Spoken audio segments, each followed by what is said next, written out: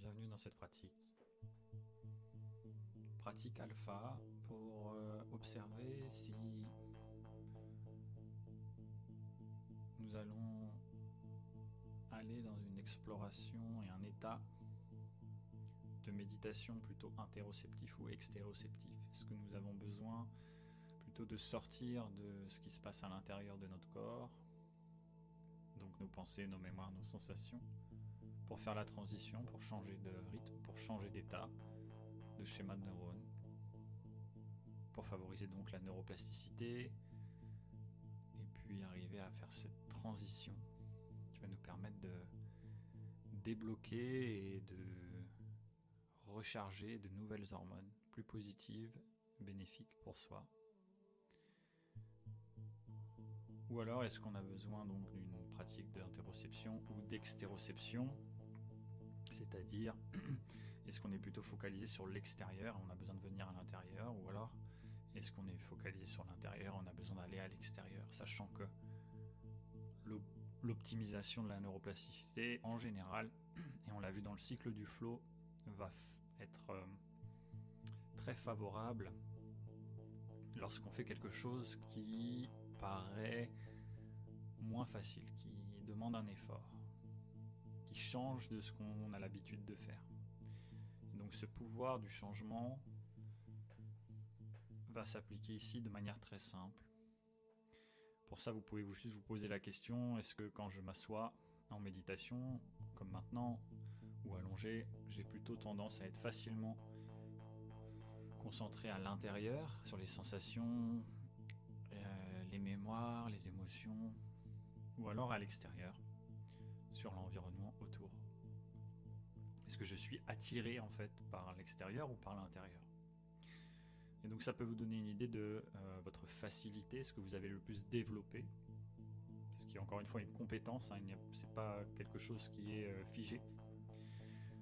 Et on va voir justement que ça, ce n'est pas figé, c'est à chaque instant, ça va changer en fonction de votre environnement, en fonction de votre situation interne, en fonction des rythmes circadiens et ultradiens comme on l'a déjà vu, donc hormonaux et électriques en nous.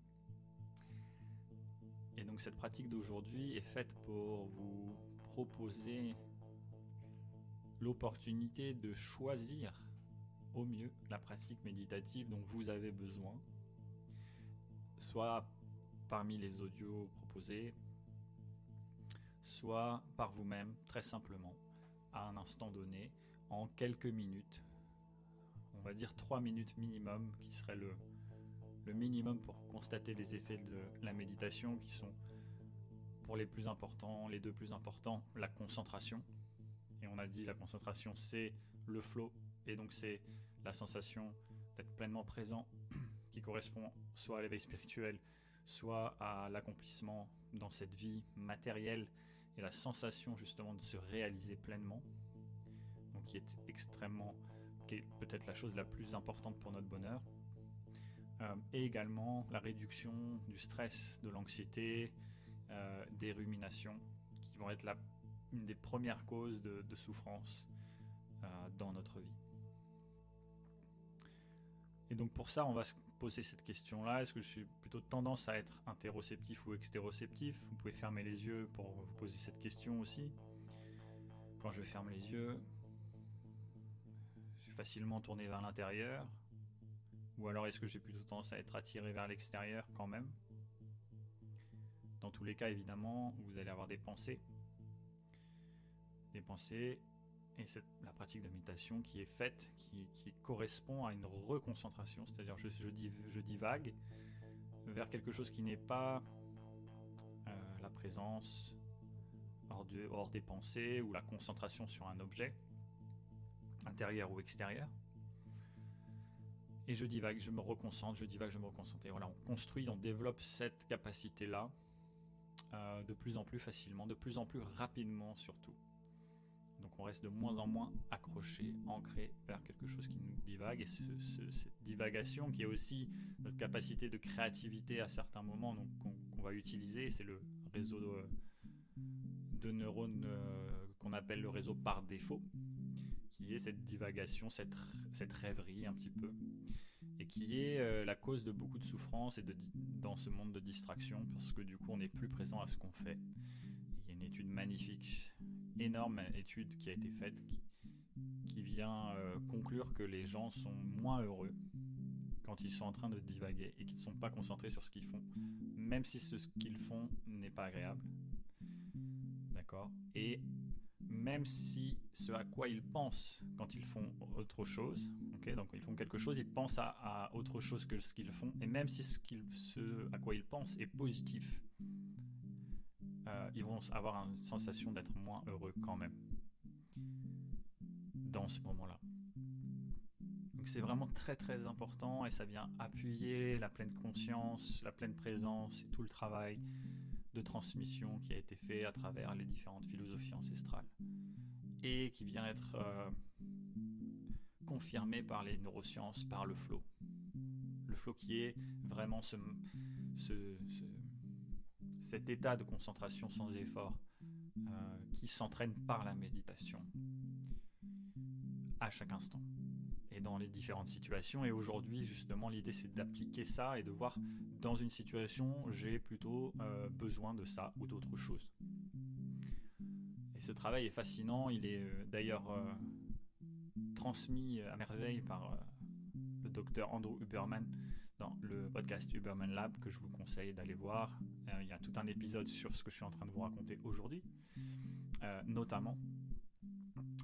Et puis il y a des livres aussi et plein d'autres sources pour ça. Donc maintenant passons vraiment à la pratique. Donc je me suis posé ces questions-là. Est-ce que j'ai plutôt tendance à être à l'intérieur ou à l'extérieur ? Et est-ce que maintenant j'ai besoin d'être à l'extérieur interoceptif, à l'extérieur extéroceptif et ou à l'intérieur interoceptif ? Donc ça veut dire, je sais que maintenant, par exemple, j'ai tendance à être beaucoup plus facilement tourné à cet instant-là vers les sensations de mon corps, vers mes pensées. Et ça fait un moment que j'ai l'impression que ça fait un moment que c'est le cas. C'est ma facilité, on va dire, imaginons. Et c'est globalement la facilité, en tout cas la tendance à travers cette étude notamment dont je vous ai parlé, de la plupart des gens, d'être plutôt en train de ruminer globalement et de divaguer à travers ses pensées plutôt que d'être concentré sur l'environnement extérieur et l'action qu'on est en train de réaliser. Donc c'est très important de prendre conscience de ça. Et du coup, il va être bénéfique de faire des pratiques de méditation, comme les pratiques alpha, où on va concentrer notre attention sur les trois potentiels corps, cœur, esprit, donc sur l'intérieur et sur l'extérieur en même temps. Sauf qu'on va souvent fermer les yeux, et quand on ferme les yeux, on va couper des millions d'informations de l'extérieur, et donc on va vraiment se tourner vers l'interoception.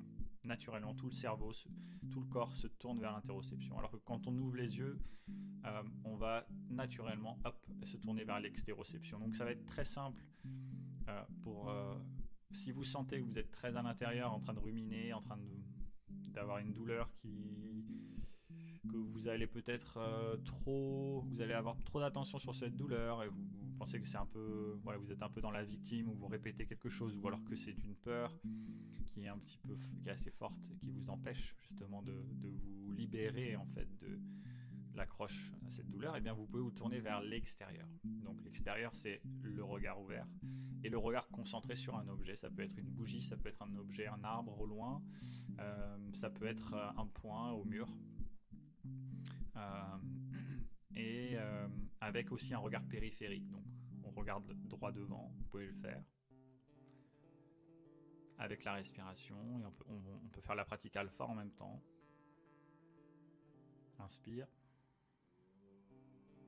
regarde droit devant, prends un point au loin, expire tranquillement. Je vais vers l'extéroception, je vais écouter aussi à l'extérieur et sentir l'espace autour de moi. Donc là on va être dans une sensation, mais en même temps sortir des sensations du corps pour trouver une perception au-delà du corps. À la fois dans le regard, dans l'odorat, dans l'écoute, et aussi dans les sensations, on va dire, qui normalement sont corporelles. mais tout simplement, on conjugue tous nos sens pour aller vers l'extérieur, et sortir de soi et des perceptions internes. Ce qu'on fait d'habitude en parallèle avec l'intérieur, ou alors depuis l'intérieur vers ensuite l'extérieur. C'est cette alternance aussi qu'on va travailler dans toutes les méditations qu'on a pratiquées ensemble jusqu'ici. Mais là on est vraiment sur l'extérieur, donc un point droit devant et en même temps je relâche le regard, pas trop concentré, pas trop d'effort, et je regarde en haut, en bas, à gauche, à droite en même temps, très périphérique, je vois beaucoup d'informations. Je ne m'accroche pas sur les informations, mais je vois, je perçois, j'entends aussi, et puis je sens avec mes narines quelles sont les odeurs, la chaleur, toujours en respiration, en cohérence, 4-6, et à chaque expiration, j'accorde les 3 potentiels.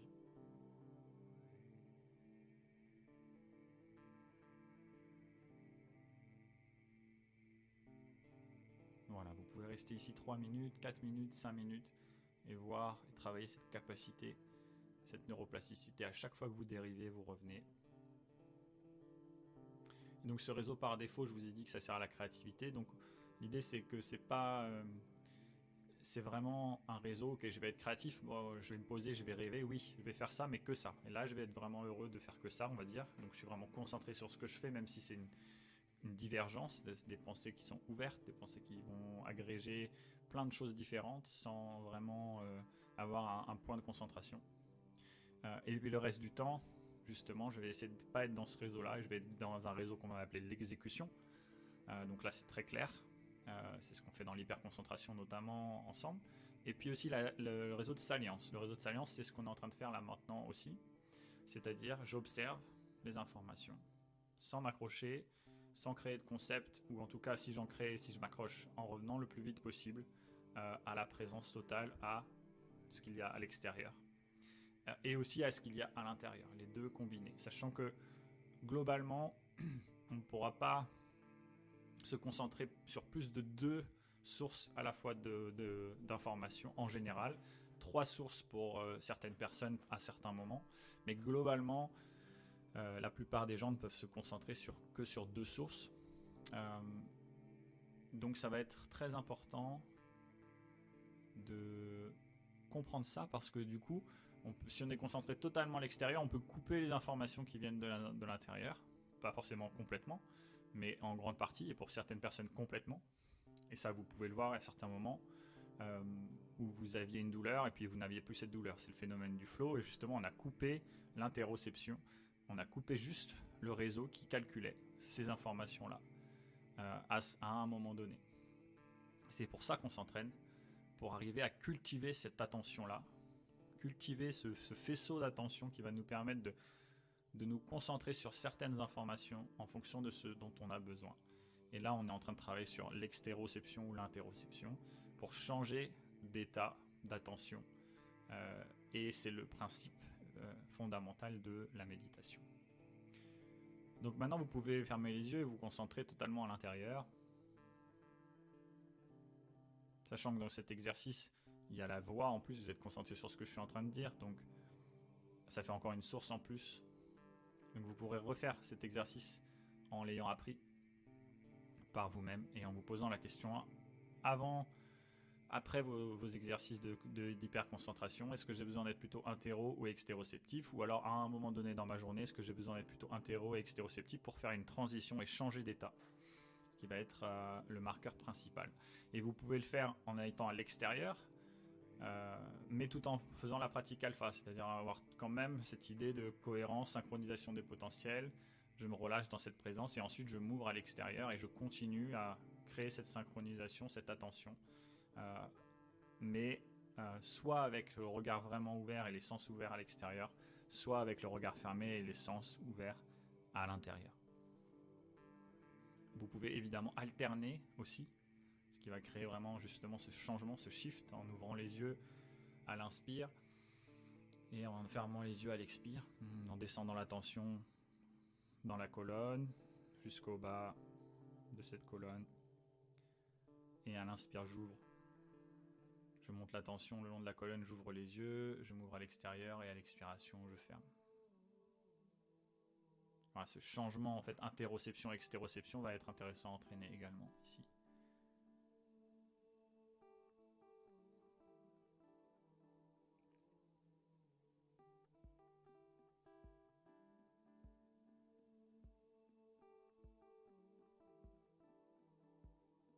Continuez ça encore quelques instants.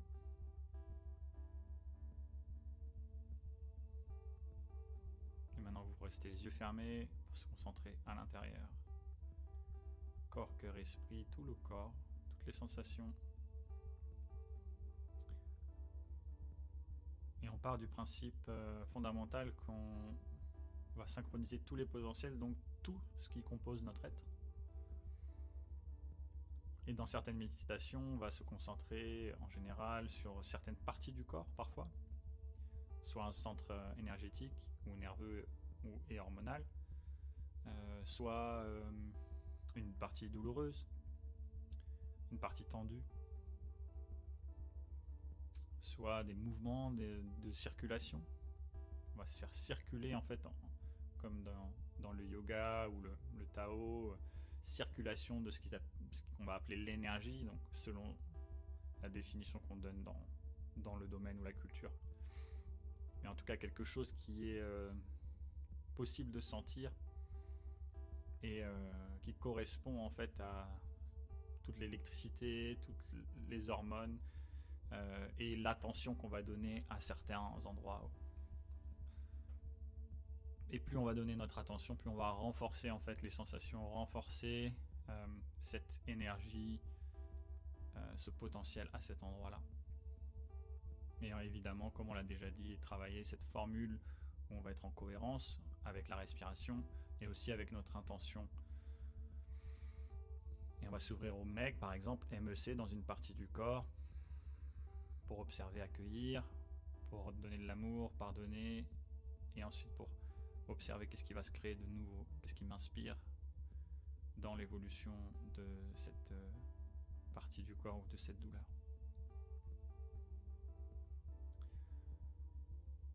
Et donc concentré à l'intérieur, on va aussi parfois travailler sur le troisième œil.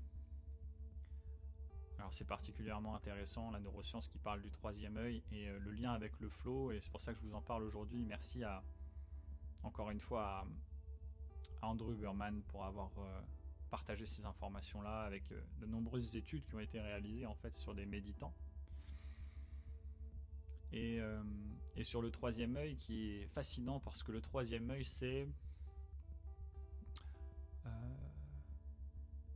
souvent associé à la glande pinéale, qui est la glande qui va produire la mélatonine, en tout cas qui va nous permettre d'aller vers le sommeil, et qui est liée à la lumière, comme on l'a dit, et au cycle circadien, au cycle ultradien, donc la lumière du jour qui va nous éveiller, et la nuit qui va couper en fait cette lumière-là, qui va activer la production de mélatonine, le relâchement de mélatonine et tous ces schémas-là dans le corps pour nous endormir. Ce qui est particulièrement intéressant, c'est que chez des animaux, c'est Huberman qui dit ça, c'est fascinant, certains serpents ont des trous au-dessus de la tête pour laisser passer directement la lumière jusqu'au cerveau, jusqu'à la glande pinéale notamment, pour être en contact direct. Les oiseaux aussi pas tous, mais certains apparemment, ont un crâne qui est tellement fin, un crâne et on va dire une membrane crâniale, ouais, du crâne qui est tellement fine qu'elle va laisser passer la lumière. Et c'est comme ça que les oiseaux savent quel moment on est dans la journée et quel moment on est dans l'année également. C'est fascinant. Et nous, on n'a pas ça puisque la glande pinéale est vraiment au centre du cerveau, la glande pinéale qui est la seule partie du cerveau qui n'a pas de double dans un hémisphère. Toutes les autres parties du cerveau ont un double à gauche ou à droite dans les hémisphères, et c'est la seule qui n'en a pas. C'est pour ça que Descartes d'ailleurs disait que c'était le centre de la conscience, et qu'il y a beaucoup de cultures où on appelle ça justement le centre de la conscience dans l'être humain. Et ça reste évidemment à discuter, et c'est bien plus vaste comme discussion, parce que c'est une des grandes questions en fait de l'humanité. Qu'est-ce que la conscience? Où est-ce qu'elle se situe? Sachant que globalement la conscience, on a une possibilité d'avoir une conscience de soi et une conscience, mais que il y a aussi une conscience universelle, une conscience unifiée, globale, une conscience qui n'a pas de lieu et qui n'a pas de temps en fait. Et c'est ça qui est très intéressant, c'est de vivre à travers ce paradoxe et ce mystère entre le fini et l'infini, entre le matériel et l'immatériel, entre ce qu'on peut calculer et ce qu'on ne peut pas calculer, et se dévouer justement à ce jeu de la vie, à ce mystère absolument magnifique. Et la glande pinéale, c'est vrai, était très présente à l'intérieur de toutes ces conceptions-là. Mais ce qu'il faut savoir, c'est que la glande pinéale n'est pas du tout en contact avec la lumière directement dans le cerveau humain. Et donc les images de troisième œil où on a vraiment cette lumière au centre du front, etc., ne correspondent pas à la glande pinéale. Apparemment, en tout cas en termes de neurosciences, c'est ce que moi j'ai pu aussi constater, même si la lumière à travers les yeux, le nerf optique et l'hypothalamus et tous les réseaux en fait de perception de la lumière dans le cerveau vont avoir une influence évidemment sur la glande pinéale et sur la mélatonine, comme chez les autres animaux, mais pas directement. Et surtout pas dans le sens où le troisième œil correspondrait à la glande pinéale juste en arrière du front. Alors il y a beaucoup de courants de yoga qui en parlent. Moi-même j'ai étudié ces courants, certains, pour le situer vraiment en arrière du front, de travers de doigts en arrière du front, donc vraiment pas loin, donc pas du tout au niveau de la glande pinéale, plus proche de la glande pituitaire éventuellement, qui est un petit peu plus proche du front, mais ce qui correspond en tout cas à l'espace du cortex préfrontal. Et donc notre capacité justement à rationaliser, à percevoir le corps dans l'espace, qui est associé souvent au langage, évidemment, pas que au cortex préfrontal, mais voilà, la perception du temps, et puis la perception de soi, justement, la conscience de soi et de son rapport au monde.